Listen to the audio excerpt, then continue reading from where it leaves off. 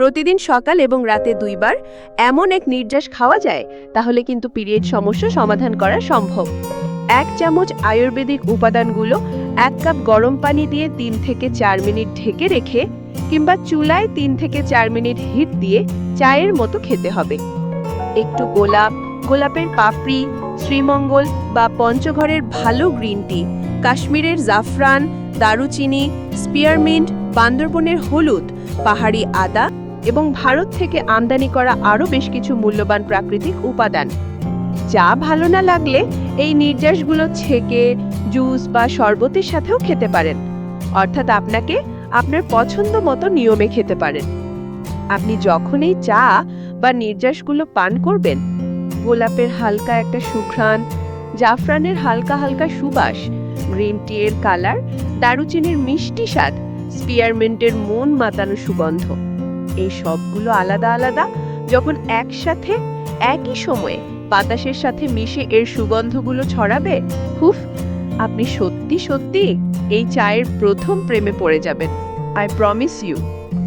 এতটাই মনোমুগ্ধকর এক চা যা আপনি এর পূর্বে কখনো পান করেছেন কিনা সন্দেহ।